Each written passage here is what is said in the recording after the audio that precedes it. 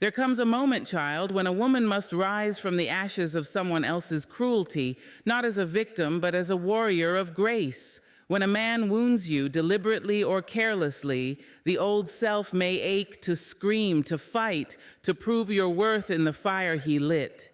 But baby, we are no longer in the business of begging to be seen or explaining why our hearts matter. No, we are queens of resilience, daughters of the storm, and we know the might of quiet strength.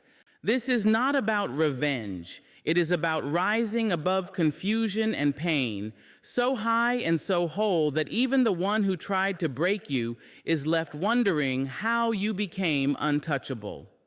Let him drown in the silence of your peace, not in the noise of your pain. Let's begin. When a man wounds your spirit, when his words cut sharp or his actions speak of disregard, the most bewildering and powerful thing you can offer is not retaliation, not loud accusation, not even explanation, but silence. Withdraw your reaction. Pull back the raw instinct to prove your pain or plead for understanding. For in silence, there is a thunder louder than rage, a presence more commanding than any performance of hurt. A woman anchored in her worth does not chase closure from the one who caused the storm. She does not beg a mirror for a reflection it refuses to offer. She retreats into her stillness, and there, where no noise can distort her truth, she finds the strength that confuses and unsettles the very soul who tried to shake her. Because silence, baby, is not empty. It is full of decisions. It is where you gather your spirit, where you hold your dignity close like a cloak of protection. The one who hurt you expects chaos. He expects to own your narrative. But when you deny him that script, when you withhold your tears from his hands and your voice from his ears, he is left in the wilderness of his own actions. Your silence reflects back his guilt, his confusion, and his unspoken questions. Why isn't she breaking? Why isn't she reaching? Why does she look freer without me? And it is then, in the quiet, that he begins to feel the weight of your absence more heavily than he ever felt your presence. There is a quiet, unshakable power in a woman who stands tall in her self-respect. She becomes like a tree rooted deep into the earth. Storms may bend her branches, winds may howl through her leaves, but her trunk remains grounded, unwavering. When a man tries to hurt you, to reduce your brilliance to something small, fragile, and uncertain, it is your self-respect that becomes your unyielding shield. You do not collapse beneath his carelessness. You do not shrink to fit his comfort. You stand spine straight and soul unbowed, clothed in the dignity you have earned through every lesson, every scar, every moment of choosing yourself when others did not. He cannot shake what stands firm because your foundation was not built on his approval. It was built on your truth. It was built on the wisdom of ancestors who whispered strength into your bones, on the prayers you cried in secret, on the nights you rebuilt yourself without applause. When a woman knows her value, she does not falter when someone fails to see it. She simply continues to rise. Her posture becomes her protest, her confidence becomes her response, and her peace becomes her weapon. He may have hoped to weaken you, to unravel your calm, but a woman who holds herself in honor becomes untouchable, not by arrogance, but by grace. And that grace, steady and radiant, speaks louder than any confrontation ever could. When the world wounds you, when love turns to cruelty and warmth becomes betrayal, let grace be your armor. Wrap yourself not in anger, but in elegance. Do not lower yourself to the dust where others crawl to provoke. Rise instead, cloaked in the soft thunder of grace, the kind that does not yell to be seen, but is felt in every quiet step you take away from what no longer honors you. Grace is not weakness. It is the divine strength to respond without losing your dignity, to choose silence when chaos tempts you to scream, to walk away, not because you are afraid, but because you are free. And let distance be your shield, not the kind born of bitterness or pride, but the kind crafted from self-preservation, from the sacred understanding that not everyone deserves access to your spirit. Sometimes the greatest defense is not to argue, not to correct, not to prove, but to place space between your peace and their poison. When a man hurts you and expects fire, your calm will disarm him. When he expects need, your absence will confuse him. Distance is not punishment, it is protection. It allows you to breathe again, to remember who you are beyond the heartbreak, to reclaim your rhythm without the weight of someone else's chaos pressing on your chest. And with every graceful step back, you remind the world and yourself that your worth is not up for debate and your soul is not a battlefield. There is a kind of smile that does not come from joy, nor from pretending everything is fine, but from a deeper place, a well of power that pain could not dry up. It is not the smile that hides a wound, but the one that declares, I have survived it. When a man hurts you and expects your spirit to crumble, when he thinks he's carved out your laughter and left you hollow, smile not from desperation, but from the fire of knowing who you are. Smile because you are still standing, because you have not been erased, because even in sorrow you refuse to surrender your light. This smile is your crown, worn not to fool the world, but to remind yourself that nothing and no one can strip away the royalty etched into your being. Let it rise on your face, not like a mask, but like a sunrise, steady, fierce, and undeniable. Smile because your spirit chose not to collapse beneath the weight of someone else's disregard. Smile because you are no longer waiting for an apology or an explanation. You have already stepped beyond the wreckage, already gathered your broken pieces and made something beautiful out of them. Your smile becomes the symbol of a woman who has mastered herself, who has learned that grace can bloom in the rubble, that peace can follow the storm. And in that smile there is thunder, a silent, sacred thunder that says, I am more than what was done to me. There comes a time when a woman must gather all the pieces of herself scattered by heartache, and instead of laying them before someone who mishandled her, she must begin the sacred work of building a fire from them, a fire that warms, that lights, that leads. Invest in your own light, not in explaining your hurt. For every minute spent justifying your pain to someone who caused it is a minute stolen from your healing. You are not a courtroom, and your soul is not a case to be proven. If they did not understand the tremble in your voice or the quiet in your withdrawal, they were not meant to carry the privilege of knowing your depths. There is a divine shift that happens when you stop trying to make someone see what they chose to ignore.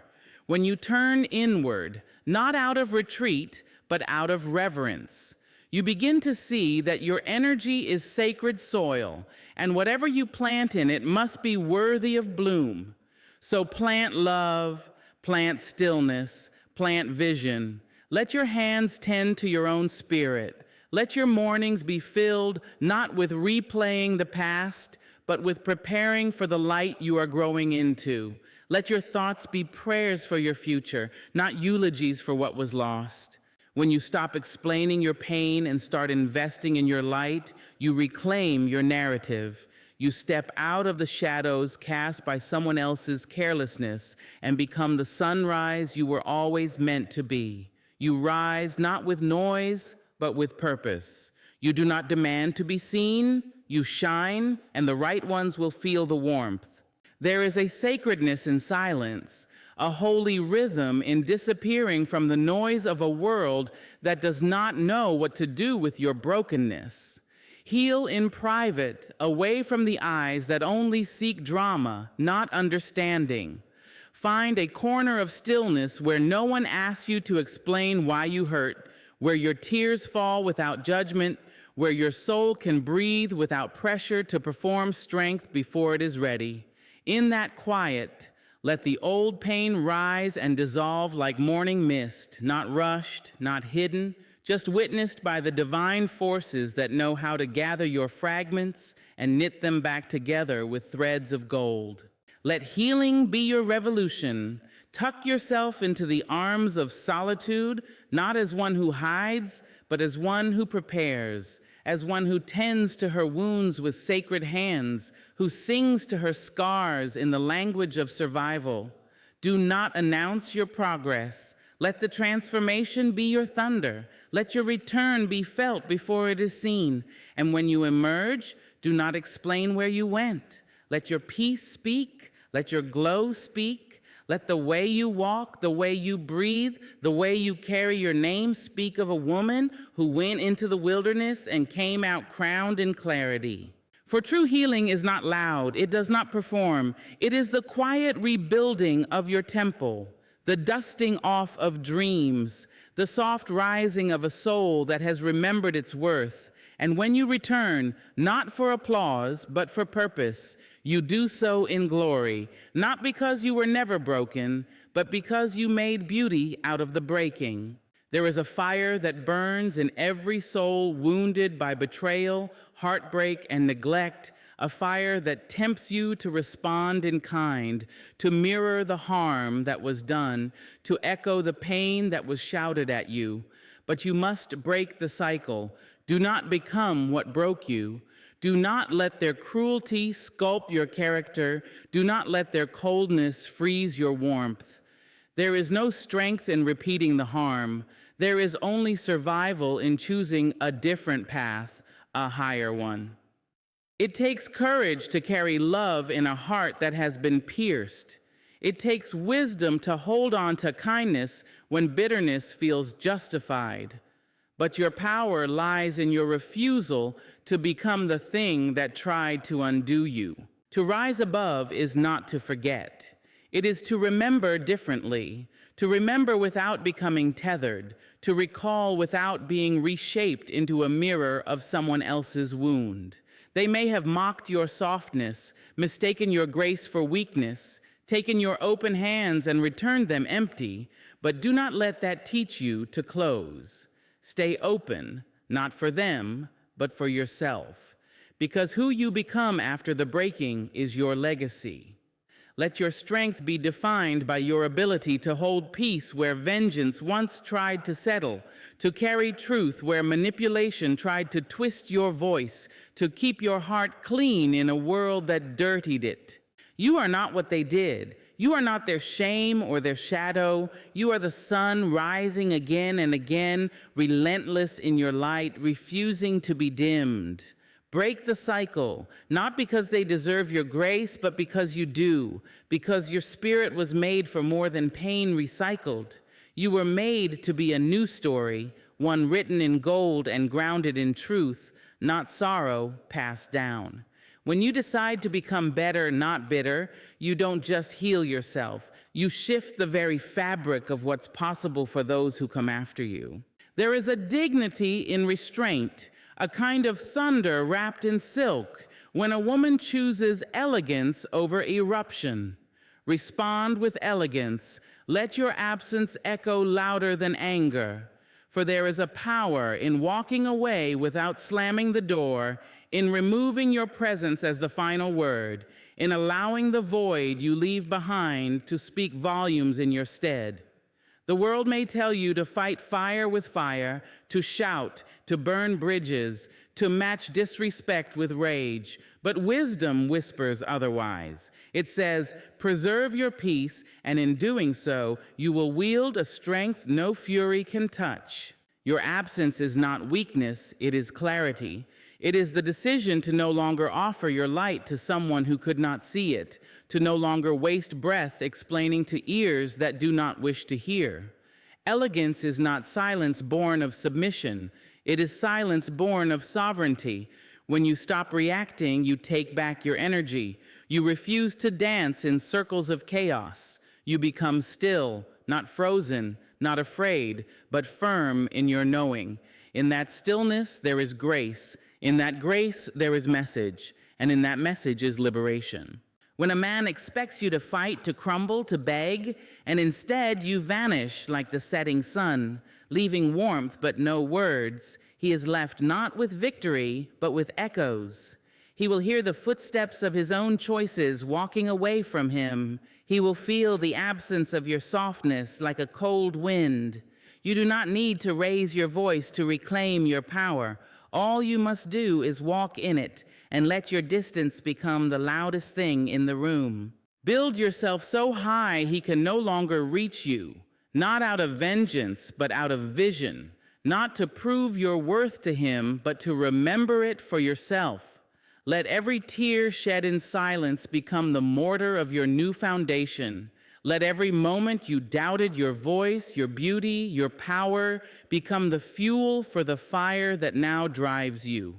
Rise, not in haste, not in the noise of retaliation, but in the quiet, deliberate act of becoming so full, so luminous, that the version of you he once knew is only a shadow of the woman you've become. You build not with bitterness, but with bricks made of healing. You read, you pray, you dream, you create. You fill your days with growth so intentional that the past begins to feel like a distant country you no longer speak the language of. You invest in your peace like it's a currency no man can touch. You surround yourself with people who pour into you, not those who poke holes in your spirit. And above all, you listen to the voice within, the one he tried to silence, the one that always knew you were destined for more. As you ascend, you begin to see differently. The air at the top is cleaner. Your vision is clearer. You no longer need closure from someone who could not comprehend the vastness of your soul. You don't need an apology, a return, a regret. What you needed was the pain to shake you awake. And now you are not just awake, you are alive. He may look up one day and realize he cannot reach you, not because you are unreachable, but because he never learned how to climb with honor. You build and rise and build again until your very existence becomes a horizon he can only watch from below. Love yourself louder than he could ever silence you. Let your love for yourself be a roaring anthem that drowns out every whisper of doubt he tried to plant, every cruel word that sought to shrink your spirit. This love is not fragile or quiet. It is fierce, unyielding, and unapologetic. It is the kind of love that wakes you up in the morning with a fire in your chest and puts you to sleep with a peace that no one can steal. When you love yourself with this intensity, you build a fortress around your heart, one that no bitterness, no betrayal, no shadow of his absence can penetrate. Loving yourself louder means embracing every part of your story, the scars, the mistakes, the lessons, and wearing them like a crown. It means speaking kindly to the mirror, affirming your worth daily, and holding your own hand through storms that once felt unbearable.